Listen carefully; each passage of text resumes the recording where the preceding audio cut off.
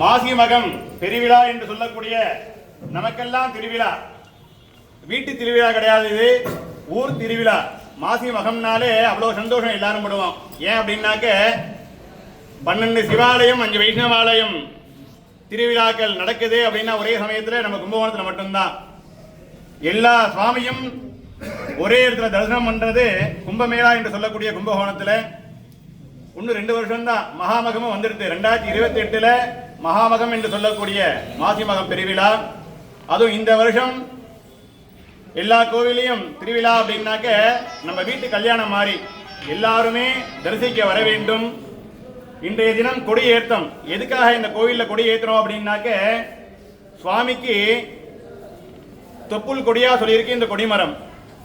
இந்த கொடிமரம் ஏற்றுறதுல பார்த்தாலே யார் யாருக்கு குழந்தை இல்லையோ, வம்சம் அபிவிருத்தி ஆகலையோ, அதை தரிசனம் பண்ணாலே சீக்கிரமா குழந்தை பிறக்கும். அதுவும் இந்த பலி போடுறோம் பார்த்தீங்களா, அந்த பலி பிரசாதத்தை போய் சாப்பிட்டீங்கன்னாக்க குழந்தை யாருக்கு இல்லையோ அவங்க சாப்பிட்டாக்க 2 பேரும் அடுத்த வருஷமே குழந்தை உருவாகும் என்ற நம்பிக்கை நடைமுறை வந்துட்டே இருக்கு. அது யாரும் இப்ப நம்ம பண்றது இல்லை. அந்த சுத்தானம் என்று சொல்லக்கூடிய பலியை போட்டு அந்த பலியை சாப்பிட்டோமானால் சீக்கிரமாக குழந்தை பிறக்கும். ஏன் அப்படின்னாக்க அந்த பலிக்கு அவ்வளவு விசேஷம். அது கொடியேற்றத்தப்ப கொடி இறக்குறப்ப ஒரு பலி போடுவோம், அதை சாப்பிடக்கூடாது. அதுலேயுமே எது ஏற்றமோ அப்பதான் நம்ம எடுத்துக்கணும்னு இருக்கு. அதுவும் அமிர்தவல்லி அம்பிகா சமேத அபிமுகேஸ்வர சுவாமியின் பேரருள் எல்லாருக்கும் கிடைக்கணும். அதுக்காக தான் இந்த இதில் எல்லாரும் கூப்பிடுறோம். நம்ம வீட்டு கல்யாணம் கிடையாது, நம்ம எல்லார் வீடும் நல்லபடியா இருக்க வேண்டி இந்த சுவாமிக்கு திருக்கல்யாணம் அந்த 10 நாள் உற்சவத்தில் எல்லா கோயிலையும் வச்சிருக்காங்க. அதுக்கும் எல்லாரும் வரணும். ஏன் அப்படின்னாக்க ஒரு சுவாமியும் கோயிலுக்குள்ள கர்ப்பகிரகத்தில் இருக்கு. நம்ம தானே வந்து பார்க்குறோம். இந்த திருவிழா காலத்தில் தான் உங்களெல்லாம் சுவாமி வந்து பார்க்குறார். சரி, வீட்டில் வாசல்ல தண்ணி தெளிச்சு கோலம் போட்டிருக்காளா, நம்மளுக்காக அர்ச்சனை எடுக்கிறாரா, நல்ல பொட்டு வீட்டுக்காரங்கள்ட்ட சொல்லிட்டு நல்ல பட்டு புடவை வாங்கி கட்டின்னு இருக்காளான்னு சொல்லிட்டு சுவாமி பார்க்க வராரு நம்ம வீடு தேடி. அதுக்காக தான் கோவிலில் திருவிழாக்களில் நிப்பாட்டாமல் பண்ணிட்டு இருக்கோம். அதுவும் நம்ம கோவிலில் வாகனம்லாம் எல்லாருக்குமே தெரியும். அவ்வளோ பழமையான வாகனம், புதுசு போலவே இருக்கும். சுவாமி கம்பீரமாக வரக்கூடிய கஜ வாகனம், எல்லா வாகனமும் நம்ம தரிசனம் பண்ணாலே நம்மளுக்கு ஒரு தைரியம் வரும். அதுக்காக தான் சிவனை கும்பிடுறா, உனக்கு மனோ தைரியம் கிடைக்கும்பாங்க. வேற எதுவுமே காசு பணம் சிவன்கிட்ட போனா வருமா, வராது அப்படின்பா. ஆனா மனோ தைரியத்தை கொடுப்பான். அந்த மனோ தைரியம் இருந்தாலே போறோம், காசு பணம் எல்லாம் நம்ம தேடி வரும். ஒரு பிசினஸ் பண்றோம் அப்படின்னாக்க சக்சஸ் ஆகலைன்னா உட்காந்துடக்கூடாது. நம்மளால முடியும்னு சொல்லிட்டு தூண்டுகோல், ஒரு விளக்குக்கு ஒரு தூண்டுகோல் இருந்தாதான் அது பிரகாசமா எரிஞ்சுட்டே இருக்கும். அந்த தூண்டுகோல் இல்லைன்னாக்க கம்மியாயிடும் பிரகாசம். அப்ப அந்த தூண்டுகோல் யாரு அப்படின்னா நம்மளுக்கு இறைவன் மட்டும்தான். நம்ம இறைவனை கும்பிட்டுட்டே போனா நம்ம ஒரு அடி எடுத்தா 10 அடி சுவாமி நம்மளை பார்க்க எடுத்து வைக்கிறார். அதனால நம்ம சுவாமியை கட்டத்தை சுவாமி கொடுத்துன்னு தான் இருப்பார். அந்த கட்டத்தை நிவர்த்தி பண்ணி சந்தோஷத்தையும் கொடுக்கிற சுவாமி தான்.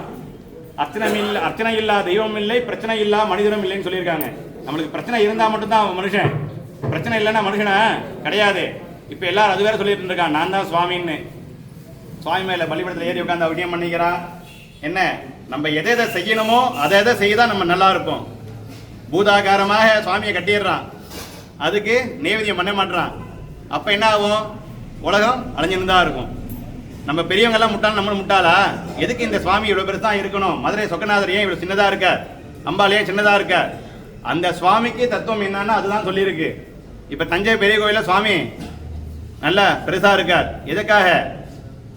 சிவன் மட்டும்தான் ஆதியும் அந்தமும் அவனே, அடிமுடி காணாத அண்ணாமலையாரே. பிரம்மா போயிட்டே இருக்கார் வானத்தை நோக்கி, சுவாமி தலையை பார்க்க முடியல, சிரசை பார்க்க முடியல.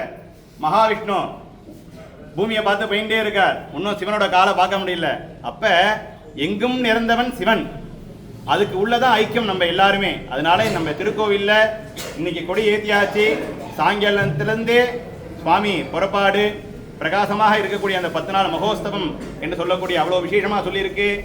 இந்த வருஷம் நம்மளுக்கு என்ன புண்ணியம் அப்படின்னாக்க 3 தேரை ஒரே கோயிலை வந்து தரிசனம் பண்ணலாம். 3 தேருமே நம்ம மகாமக சுத்தி வரப்போகுது, அது ஒரு புண்ணியம். அந்த தேரை இருக்கக்குள்ள நம்ம சங்கதிகள் வாழ்ந்து கொண்டே இருக்க வேண்டுமா. சூரியன் சந்திரன் உள்ள மட்டும் நம்ம சங்கதிகள் அழியாம பிரகாசிண்டே இருக்கணும். அதுக்காக தான் சூரியன் சந்திரனுக்கு அழிவே கிடையாது. அதுக்காக தான் அவர் எடுத்து சுவாமி சிரசில் வச்சுட்டார். ஏன் அப்படின்னாக்க சூரியன் சந்திரன் எப்படி பிரகாசமா இருக்கோ அதே மாதிரி என்ன பார்க்க வர பக்தர்கள் குடும்பமும் பிரகாசமா இருக்க வேண்டும்.